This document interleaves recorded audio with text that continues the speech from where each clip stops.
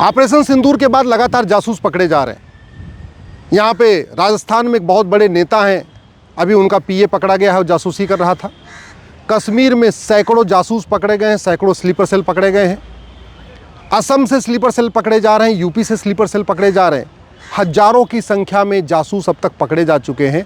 और ये जासूसी इसलिए हो रही है क्योंकि हमारा 1923 का जो ऑफिशियल सीक्रेट एक्ट है, जिसमें मैक्सिमम 3 साल की सज़ा है या जुर्माना है, वो आज भी चल रहा है। हमने जासूसी और गद्दारी को कभी देशद्रोह घोषित ही नहीं किया।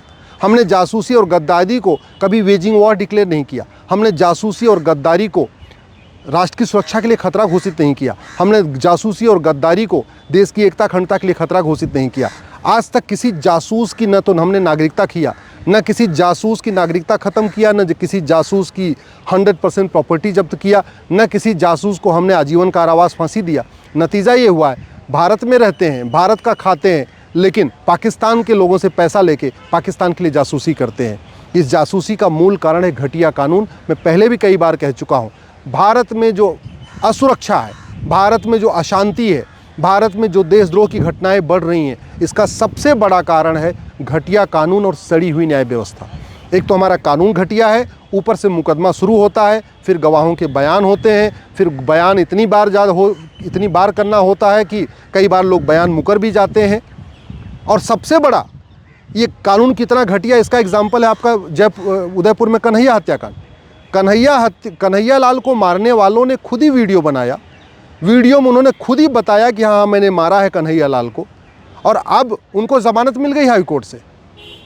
कन्हैया लाल के हत्यारों को हाई कोर्ट से ज़मानत मिल गई। हाई कोर्ट ये कह रहा है कि एनआईए ये साबित नहीं कर पा रही है कि हत्यारे वहाँ पे थे, जबकि वीडियो बनाने वाले खुद ही कह रहे हैं कि हाँ, हमने वीडियो में बनाया हुआ है।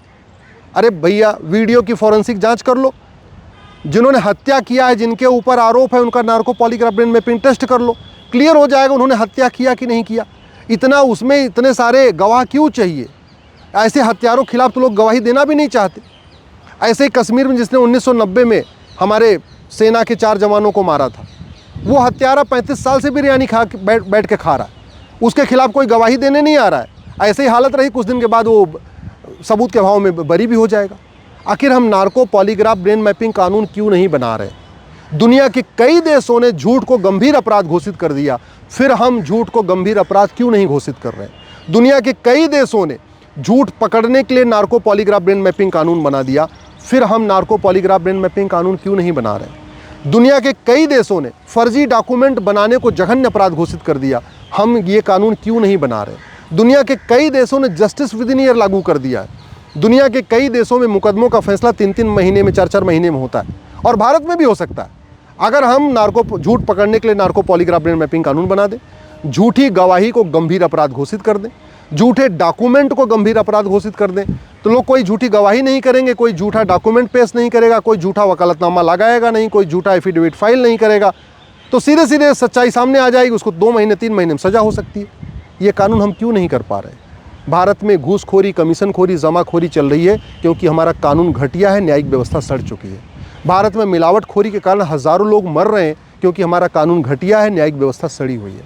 भारत में नशा तस्करी चल रही है, मानव तस्करी चल रही है क्योंकि हमारा कानून महाघटिया है, न्यायिक व्यवस्था सड़ी हुई है, लोगों को साल भर के अंदर सज़ा नहीं होती।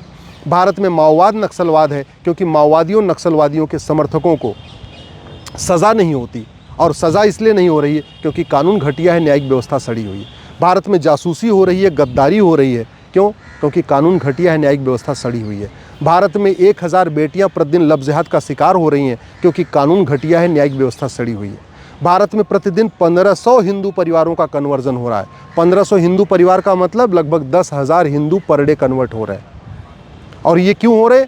क्योंकि हमने धर्मांतरण को राष्ट्र की सुरक्षा के लिए खतरा घोषित नहीं किया, धर्मांतरण को देश की एकता अखंडता के लिए खतरा नहीं घोषित किया, धर्मांतरण को हमने वेजिंग वॉर डिक्लेयर नहीं किया, धर्मांतरण को हमने ऑर्गेनाइज क्राइम डिक्लेयर नहीं किया, धर्मांतरण को हमने देशद्रोह घोषित नहीं किया, धर्मांतरण कराने वाले मिशनरियों, जिहादियों की जो फंडिंग आ रही है, वो फंडिंग रोकने का हमने इंतजाम नहीं किया।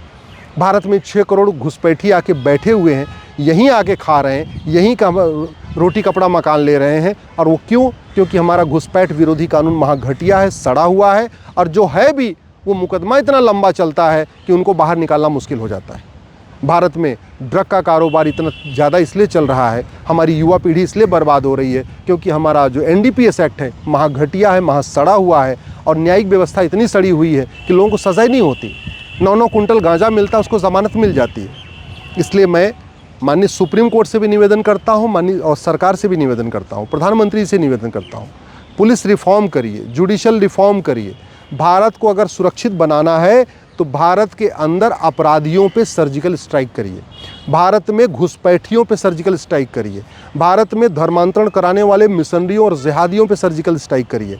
1000 बेटियां पर डे लब जिहाद का शिकार हो रही हैं, लब जिहादियों पे सर्जिकल स्ट्राइक करिए। ड्रग के कारण हमारी यंग जनरेशन बर्बाद हो रही है, नशा तस्करों पे सर्जिकल स्ट्राइक करिए। भारत को अगर बचाना है तो जनसंख्या नियंत्रण कानून बनाइए, भारत को बचाना है तो जस्टिस विद इन ईयर लागू करिए, एक यूनिफॉर्म पुलिस कोड बनाइए, एक यूनिफॉर्म एडमिनिस्ट्रेटिव कोड बनाइए, यूनिफॉर्म जुडिशल कोड बनाइए, जुडिशल चार्टर लागू करिए कि तारीख पे तारीख नहीं मिलेगी, मुकदमों का किस मुकदमे का फैसला कितने दिन में होगा ये फिक्स हो जाना चाहिए कि ये मुकदमा 10 तारीख में डिसाइड होगा, ये मुकदमा 15 तारीख में डिसाइड होगा। किसी भी मुकदमे में 20 तारीख, 25 तारीख, 50 तारीख नहीं होनी चाहिए। तो ज़रूरत इस बात की कि भारत में पुलिस चार्टर लागू हो, भारत में जुडिशल चार्टर लागू हो, भारत में एडमिनिस्ट्रेटिव चार्टर लागू हो, भारत में टैक्स चार्टर लागू हो, भारत में ब्लैक मनी रुके। जब तक काला कारोबार नहीं रुकेगा, काला धन नहीं रुकेगा, तब तक देश विरोधी जो काम है वो नहीं रुकेंगे। भारत में जब तक हवाला कारोबार चलता रहेगा, भारत में माओवादियों, नक्सलियों, जिहादियों, माओवादी और इनको फंडिंग होती रहेगी, तब तक नहीं रुकेगा। तो हवाला रोकना पड़ेगा, काला धन रोकना पड़ेगा, बेनामी लेन देन रोकना पड़ेगा, प्रॉपर्टी को आधार से लिंक करना पड़ेगा, टेक्नोलॉजी का उपयोग करना पड़ेगा, कानून का खौफ पैदा करना पड़ेगा। आखिर कोरोना काल में कोई अपराध नहीं हो रहा था, क्यों? क्योंकि लोगों के मन में खौफ था कि अगर मैं अपराध किसी को टच करूंगा तो मुझे कोरोना हो जाएगा, मैं मर जाऊंगा। आज सारे अपराध हो रहे हैं, घुसपैठ भी हो रही है, धर्मांतरण भी हो रहा है, लब जिहाद भी हो रहा है, लैंड जिहाद भी हो रहा है, ड्रग जिहाद भी हो रहा है, सब कुछ हो रहा है। क्यों? क्योंकि कानून का खौफ नहीं है। भारत की कोई भी समस्या विश्वव्यापी नहीं है, भारत की कोई भी समस्या लाइलाज नहीं है। भारत की 80% समस्याओं का समाधान 1 साल के अंदर हो सकता है। मैं गारंटी के साथ कहता हूँ, घूसखोरी, कमीशनखोरी, दलाली, कटमनी, तोलाबाजी, हवालाबाजी, कबूतरबाजी ये 1 साल में ख़त्म हो सकती है।